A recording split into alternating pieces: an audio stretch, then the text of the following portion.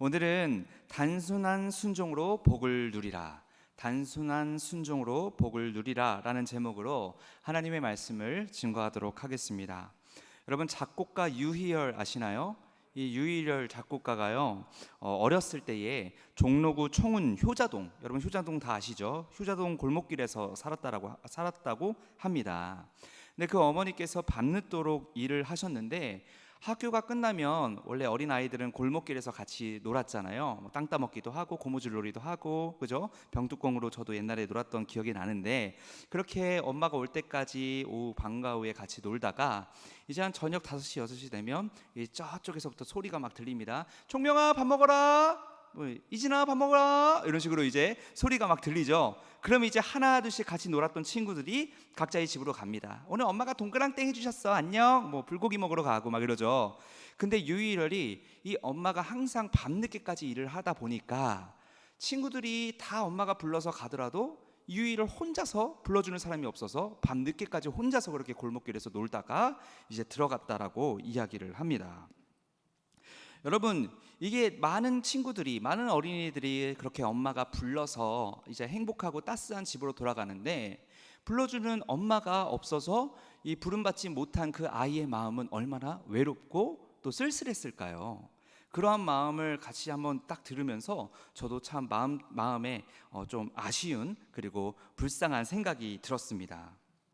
어두운 골목길에 있는 이 한 아이가 할 수 있는 일은 무엇이었을까요? 아무것도 없습니다. 돌아와서 얼른 밥 먹으라고 엄마가 이렇게 불러주는 엄마가 없다면 그 아이는 그냥 그 골목길에서 덩그러니 혼자 남아있을 수밖에 없다는 것이죠. 그런데 이러한 삶을 보면서 우리의 삶도 마찬가지라는 생각을 했습니다. 만약 나를 창조하신 존재가 있는데 그 존재가 나를 불러주시지 않으면 나는 세상에 왜 왔는지도 모르고 그냥 공부하고 돈 벌고 목적 없이 덩그러니 남겨진 그런 존재가 된다는 것이죠. 물론 부르심을 경험하지 못했다고 해서 그냥 죽는 것은 아닙니다. 놀이터에서 노는 것과 같이 삶의 특정한 영역에서 즐거움과 보람을 느끼기도 합니다. 그러나 어느 순간 놀이터에서 사람들이 사라지고 인생의 배고픔, 외로움을 느끼기 시작하면 내 삶은 어디로 와서 어디로 가는지, 어디에서 의미를 찾을 수 있는지를 고민하며 허망한 상태에 놓이게 된다는 것이죠. 이것이 바로 주님께서 부르지 않는 그러한 유기된 사람들의, 이 세상 사람들의 모습이라는 것입니다. 이러한 의미에서 우리의 창조주 하나님께서 우리를 부르셨다라는 사실이, 그리고 내가 그 하나님께 부름 받았다라는 사실이 얼마나 감사한지 모릅니다. 고아와 같이 버려주지 않으시고 배고픔을 채워주시고 외로움을 달래주시는 그 하나님의 부르심이 저와 여러분들을 행복하게 만드는 것이죠. 그래서 우리는 하나님의 부르심이 절대적으로 필요합니다. 그래서 우리는 하나님의 부르심에 대한 감격을 누릴 수 있다는 것입니다. 불러주셔야 믿음이 생기는 것이고, 먼저 불러주셔야 신앙이 생기는 것이죠. 나아가서 그렇게 부르심을 받은 백성들에게 동일하게 나타나는 특징이 있다는 것을 우리가 알 수 있습니다. 그것이 바로 축복입니다. 부르심을 받는 자들은 하나님의 축복을 받는 자들입니다. 오늘 우리는 그런 구원의 부르심을 받은 한 인물을 살펴보고 있습니다. 바로 아브라함입니다. 하나님은 아브라함에게 먼저 찾아오셔서 자신의 구원 백성으로 부르시고 그 길을 인도하시려고 하는 것이죠. 하나님이 아브라함을 부르시는 것은요, 구원을 베푸시고 복을 주시기 위함이었습니다. 이것은 축복으로의 부르심이었습니다. 아브라함이 그 축복을 온전하게 받게 하기 위해서 하나님께서 아브라함에게 명령하신 것이 두 가지가 있는데요. 첫 번째 명령은 가라였다는 것이죠. 오늘 아브라함을 부르신 내용과 그 부르심 앞에 어떻게 아브라함이 반응했는지를 살펴보고 아브라함의 축복을 깊이 누리시는 저와 여러분들이 되기를 주님의 이름으로 소망합니다. 먼저 12장 1절을 한번 읽어보도록 하겠습니다. 한번 읽어보시죠. 시작. 여호와께서 아브라함에게 이르시되 너는 너의 고향과 친척과 아버지의 집을 떠나 내가 너에게 보여줄 땅으로 가라. 아멘. 여기서 마지막에 가라라는 단어는요, 떠나서 다시는 돌아오지 않는다라는 그런 뜻이 담겨 있습니다. 즉 이것을 다른 말로 표현하면 완전히 분리되는 것을 뜻하는 것이거든요. 이것을 지금 맨 마지막에 가라라고 표현하는 것이죠. 예수님께서 손에 쟁기를 잡고 뒤를 돌아보는 자는 하나님 나라에 합당하지 아니하리라 라고 누가복음에 말씀하신 것처럼 뒤돌아보지 않고 완전히 떠나는 것을 마지막 절에 가라라고 표현하고 있는 것입니다. 그런데 이런 가라 이전에 하신 말씀이 있어요. 그것은 바로 떠나라는 말씀입니다. 이 떠나라는 말씀을 먼저 주신다는 것이죠. 아브라함에게는 너무나 소중한 것들을 지금 떠나라고 이야기하셨습니다. 어떻게 보면 너무 가혹하리만큼 모든 것들을 떠나고 가라라고 이야기를 하시는 것이죠. 하지만 하나님 입장에서도 아브라함이 그래야만 하는 이유가 분명히 있었다는 것입니다. 그것이 뭐냐? 아브라함의 집이 우상 숭배의 집안이었기 때문입니다. 여호수아 24장 2절 3절은 이것을 이야기하고 있습니다. 같이 한번 읽어주길 바랍니다. 같이 읽어보겠습니다. 시작. 여호수아가 모든 백성에게 이르되 이스라엘의 하나님 여호와께서 이같이 말씀하시기를 옛적에 너희의 조상들 곧 아브라함의 아버지 나홀의 아버지 데라가 강 저쪽에 거주하여 다른 신들을 섬겼으나. 아멘. 아브라함이 이렇게 축복받는 백성이 되기 위해서 먼저 해야 할 일이 있었습니다. 그것은 이 가족적으로 내려오고 있는 이 우상을 끊어내고 새롭게 출발하는 것이었습니다. 떠나라는 단어에는 이러한 의미가 포함되어 있는 것입니다. 우상 숭배라는 것 보시죠. 하나님의 통치를 받지 못하게 만드는 장애물이 바로 이 우상 숭배입니다. 아무리 하나님께서 우리에게 복을 부어주시겠다라고 약속하시더라도 우리가 하나님 외에 다른 우상들을 숭배한다면 이 하나님이 예비하신 복을 스스로 받지 않도록 거부하는 꼴이 되는 것이거든요. 그래서 아브라함에게도 이 복을 받기 전에 먼저 자신이 갖고 있던 우상 숭배들을 다 떠나라고 말씀을 하신 것입니다. 그런데 이러한 명령은요, 오늘날 저와 여러분들에게도 동일하게 주시는 명령이라는 사실을 우리가 기억해야 됩니다. 에베소서 4장 22절에 이것을 기록하고 있습니다. 함께 읽어보겠습니다. 시작. 너희는 유혹의 욕심을 따라 썩어져가는 구습을 따르는 옛사람을 벗어버리고. 아멘. 우리에게도 명령하고 계십니다. 옛사람에게서 떠나라. 악에서 떠나라. 우상숭배에서 떠나라. 이전에 행하던 미움, 욕심, 근심, 중독 어떤 영역에서든지 우리의 영혼을 썩게 만들고 하나님보다 더 귀하게 여길 만한 것들을 모두 벗어버려라, 떠나라 라고 이야기를 하고 있다는 것이죠.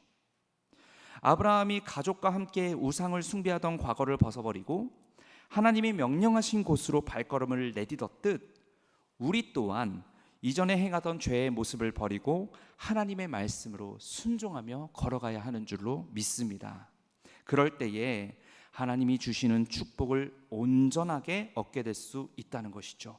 그리고 그때 비로소 하나님께서 예비하신 축복을 얻고 옛사람 때에 즐기던 것들이 얼마나 나를 못살게 하고 방해하고 올가맸던 것인지를 깨닫게 된다는 것입니다. 새로운 눈으로 세상을 바라보게 되는 것이죠. 그러한 삶을 살아갈 수 있는 저와 여러분들이 되기를 주님의 이름으로 소망합니다. 그리고 두 번째, 아브라함을 향한 두 번째 명령이 있습니다. 바로 복이 될지라 였습니다. 우리 오늘 본문 말씀의 2절을 한번 읽어보기를 원합니다. 시작. 내가 너로 큰 민족을 이루고 내게 복을 주어 내 이름을 창대하게 하리니 너는 복이 될지라. 아멘. 두 번째 명령은 복이 될지라입니다. 하나님은 우리에게 복을 주시기를 원하십니다. 믿으십니까? 이것을 믿지 않으면 신앙이 다시 우리가 신앙생활을 처음부터 해야 되겠죠. 하나님은 우리에게 분명히 복을 주시길 원하십니다. 그리고 동시에 잊지 말아야 할 중요한 사실이 있는데 하나님은 우리에게 복 주시기를 원하실 뿐만이 아니라 우리가 다른 사람에게 그 복을 흘러보내는 자가 되기를 원하신다는 사실을 기억하시길 바랍니다.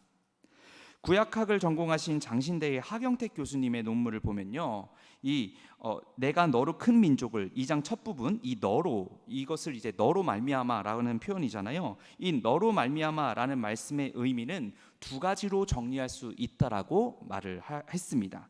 첫 번째로는 통로로서의 의미입니다.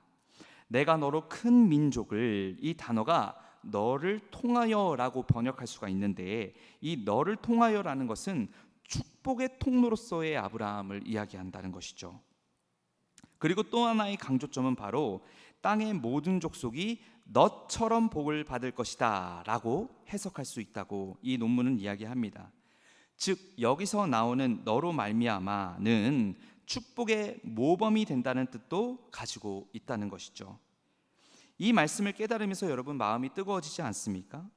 이 말씀이 여러분들을 향한 말씀인데, 그렇다면 이 여러분이 바로 이 하늘의 하나님이 주시는 축복의 통로이며 축복의 모범이라는 것입니다. 우리는 축복의 통로이자 또 축복의 대표가 되는 축복의 모범이라는 것이죠. 이 말씀이 정녕 나에게 주시는 말씀이라면 여러분, 이 땅에 다른 어떤 것들이 필요하겠습니까? 우리는 하나님께 복 주시기를 원한다고 당당하게 구해야 합니다. 하나님, 복 주시기 원합니다. 우리가 하나님의 신령한 복을 받길 원합니다. 하지만 그것만 구해서는 안 된다는 거예요. 하나님, 제게 복을 주시길 원합니다. 그 복을 누리길 원합니다. 그리고 동시에 하나님, 제가 다른 사람에게 그 복을 흘려보내는 자가 되기를 원합니다. 축복의 통로가 되고 또 축복의 모범이 되기를 원합니다 라는 기도를 함께 드려야 한다는 것입니다.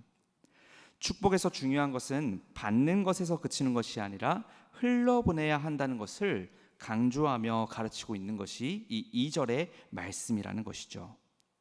이러한 내용은요, 신약 성경에서도 나옵니다. 오병이어 사건에서도 나오죠.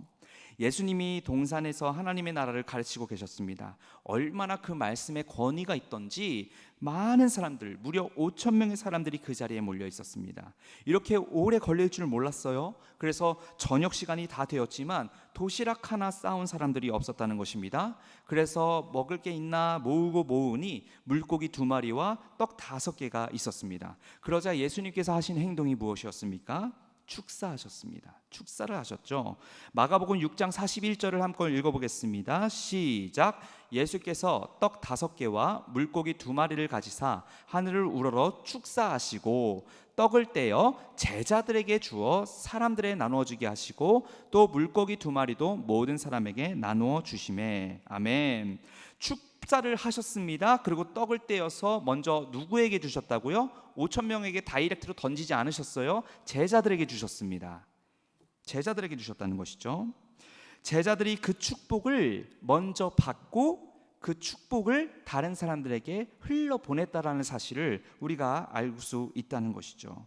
이처럼 복은요, 나누는 것에 그 목적이 있습니다. 이것이 오병이어와 오늘 본문 창세기에서 나오는 중요한 내용이라는 것이죠.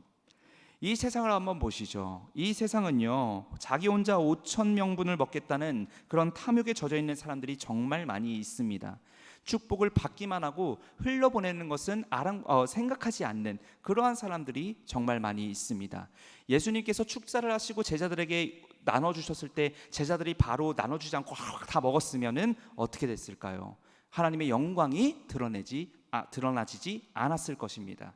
하나님께서 우리에게 축복을 주시는 이유는 우리가 다른 사람들에게 그 축복을 흘려보내고 또 그를 통해서 하나님의 영광이 나타나시기를 원하시는 것입니다. 그래서 우리에게 축복을 주신다는 것이죠. 이런 정말 욕심이 많은 세상에서 하나님의 자녀인 저와 여러분들은 5,000명을 먹이는 기적의 도구가 된다는 사실을 기억해야 합니다. 그 목적을 위해 하나님께서 여러분들에게 복을 주시길 원한다는 사실을 기억해야 합니다. 이 하나님의 뜻을 올바르게 이행할 때에 하나님은 그 순종의 사람에게 더 큰 복을 주신다는 사실을 기억하시길 바랍니다. 복을 나누십시오.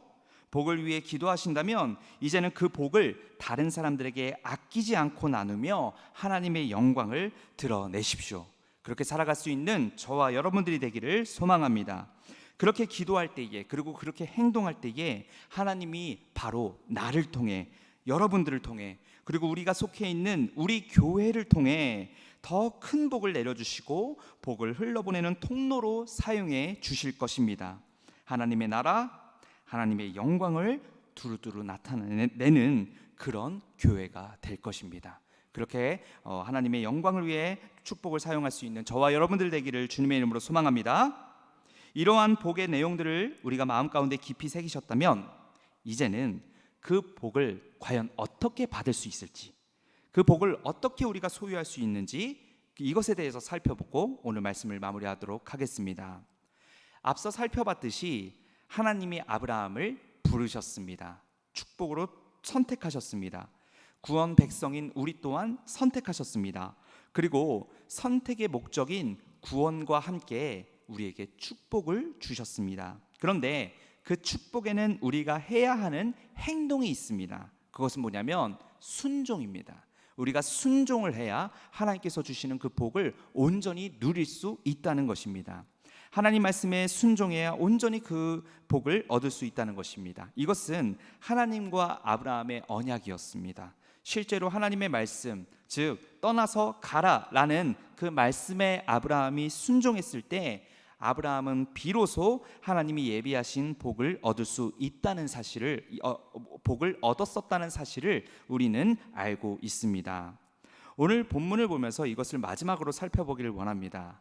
오늘 우리가 읽은 이 말씀은 총 5절이거든요. 그리고 이 안에서 아브라함이 한 행동은 고작 4절, 5절, 마지막 두 구절밖에 없습니다.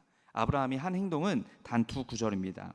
두 구절에 담겨 있어서 단순해 보일 수 있겠지만 우리는 아브라함의 상황을 통해서 아브라함이 하나님 말씀에 순종한 게 얼마나 어려웠던 행동이었는지를 살펴볼 필요가 있다는 것이죠. 오늘 본문 1절에 보면 이렇게 기록되어 있거든요. 여호와께서 아브라함에게 이르시되 너는 너의 고향과 친척과 아버지의 집을 떠나 내가 너에게 보여줄 땅으로 가라. 하나님께서 보여주실 땅으로 가기 위해서는 아브라함은 먼저 떠나야 했습니다. 버려야 했다는 것이에요. 그런데 뭘 버려야 했습니까? 고향과 친척과 아버지의 집, 이것을 다 버려야 했다는 거예요. 이것은 아브라함이 이제 나그네의 삶을 선택했다는 것을 뜻합니다. 그래서 이 이후에 아브라함은 만나는 사람들마다 자신을 나그네라고 소개를 하는 것을 우리가 많이 볼 수가 있거든요. 나그네라는 것은 무엇입니까? 자신의 기반과 터가 없다는 것입니다. 보호받을 곳이 전혀 없다는 것입니다. 안전히 쉴 곳이 전혀 없다는 것입니다.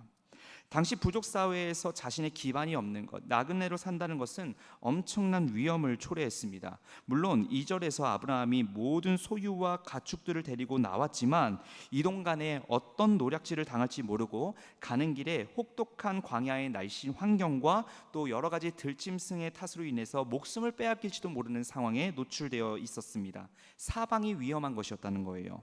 거리는 어떻습니까?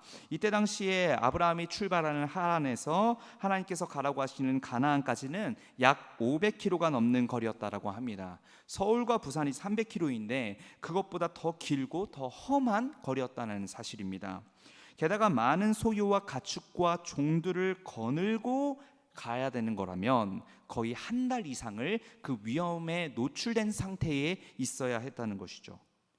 당시 위험하고 자신의 마을을 떠나면 위험했던 그 시대였음을 감안한다면 한 달 동안 나그네로 이동하기에는 엄두가 나지 않았을 것입니다. 이것이 지금 제가 방금 설명드린 이것이 지금 아브라함이 이동하기 전 고려해야 할 상황이었습니다. 절대로 아브라함은 이 말씀에 순종하는 게 결단코 쉽진 않았을 것입니다. 굉장히 복잡한 생각들이, 계산들이 많이 있었을 거라는 거예요. 우리가 아브라함이었다면 이러한 상황 앞에서 우리는 어떻게 행동했을까요? 벼랑간 하나님께서 오늘 예배 끝나고 돌아가고 있는 여러분들에게 찾아오셨습니다. 그러더니 선호가 내가 너를 선택하였다. 너는 지금 북한에 핵실험하는 곳 앞에 가서 김정은 앞에서 해피데이 전도축제 초대장을 나눠주고 와라. 내가 너를 사용하겠다. 너는 복의 근원이 될 것이다.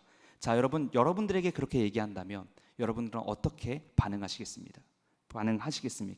하나님, 저 강도사 어제 됐는데요. 강도사 된 지 하루 만에 저를 하나님께서 부르시는군요. 죽기까지 순종하겠습니다. 저는 아마 그렇게 못할 것 같습니다. 여러분들도 아마 저와 같은 생각이지 않을까, 저는 그렇게 생각을 합니다.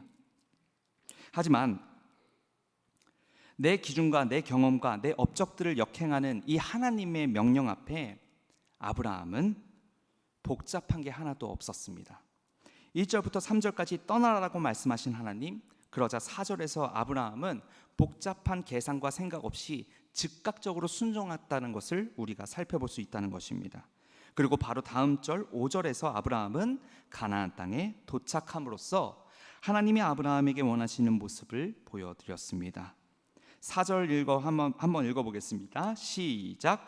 이에 아브라함이 여호와의 말씀을 따라갔고 롯도 그와 함께 갔으며 아브라함이 하란을 떠날 때에 75세였더라. 아멘. 사랑하는 여러분, 이러한 순종이 어떻게 가능했습니까? 어려운 게 없습니다. 내 생각과 내 기준으로 하나님의 말씀을 계산하지 않았기 때문입니다.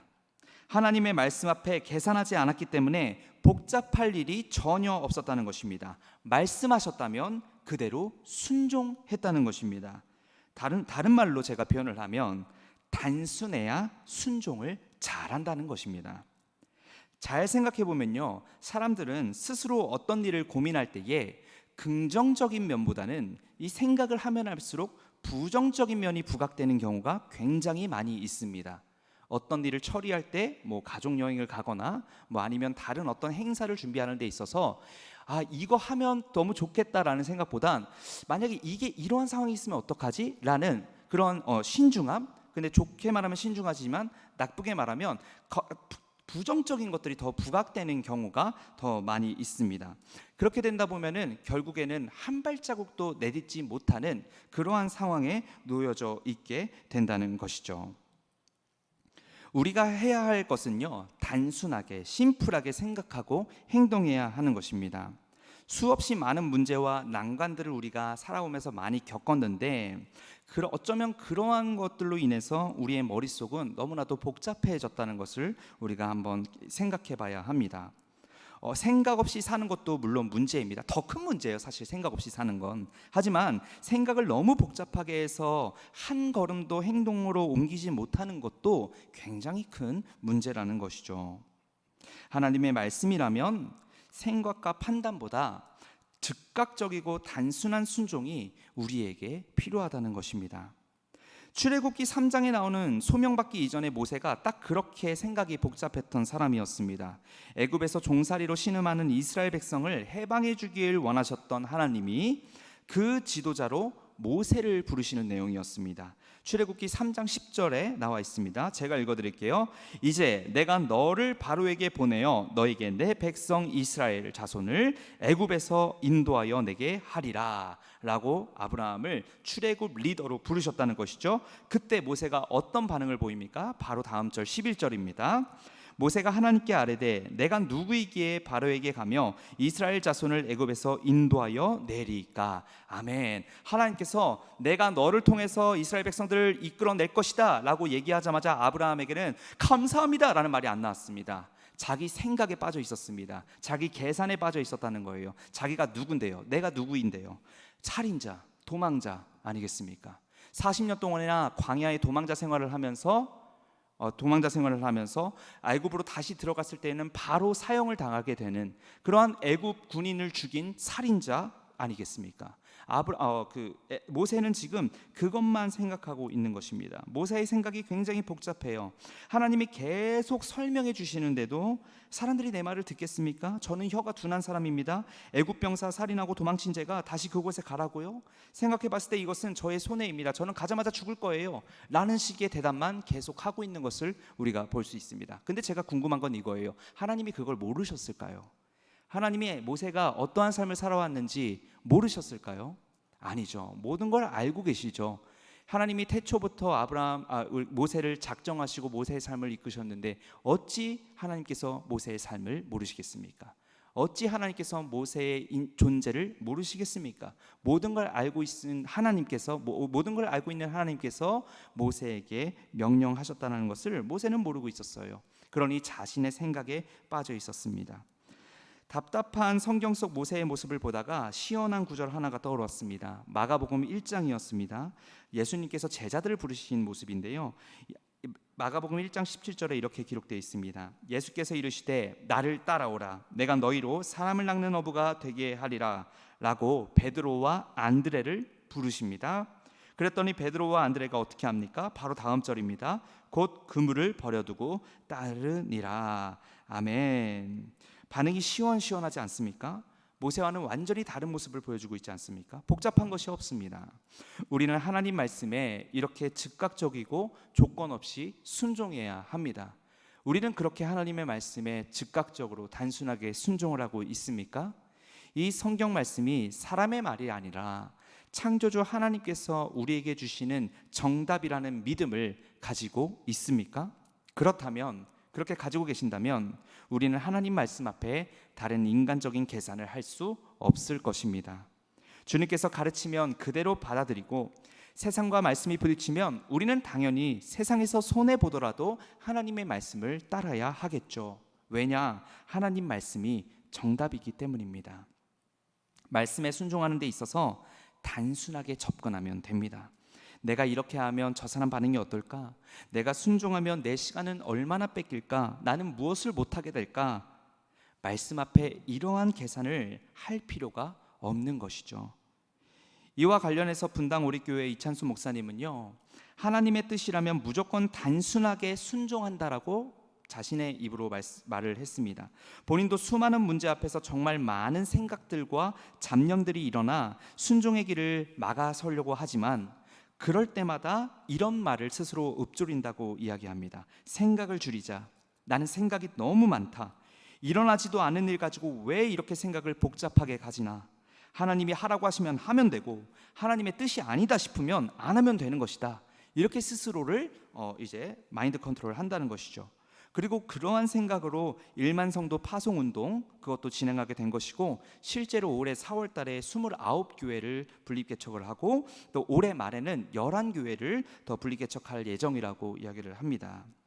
여러분, 이렇게 단순하게 하나님의 말씀에 순종했던 게 바로 아브라함이었습니다. 그리고 우리도 이런 단순한 순종의 모습을 배워야 한다는 것입니다.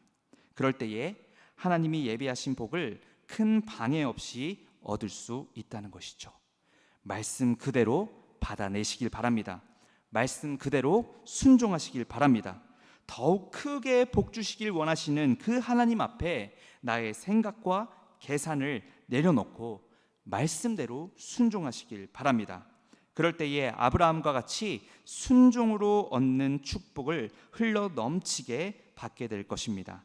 그렇게 하나님 말씀에 단순하게 반응하여 뜨겁게 순종하시고 그로 인해 축복의 통로요, 축복의 모범이 되는 그런 저와 여러분들이 되기를 주님의 이름으로 소망합니다.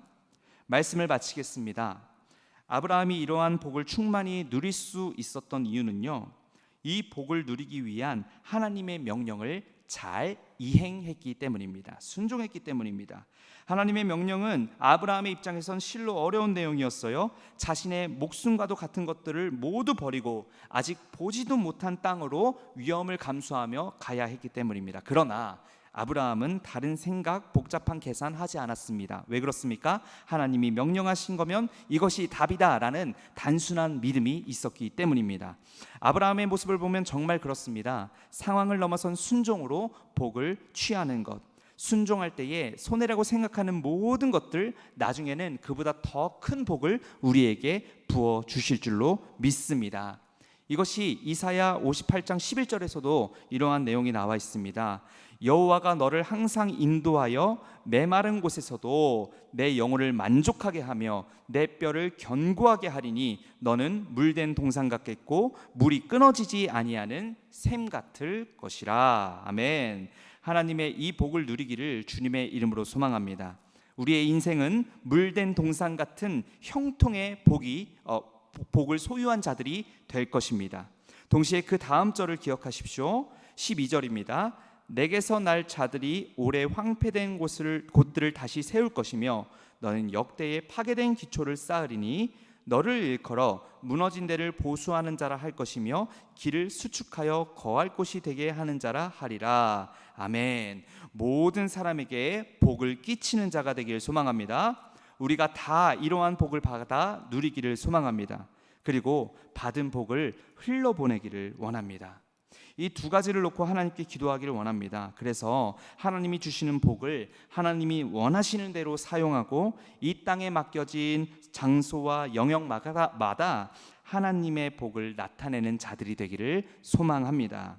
그렇게 위해서 하나님이 명령하시는 말씀에 복잡한 계산을 다 빼고 단순하게 순종하시어 충만한 복을 누리실 수 있는 그런 저와 여러분들이 되기를 주님의 이름으로 소망합니다.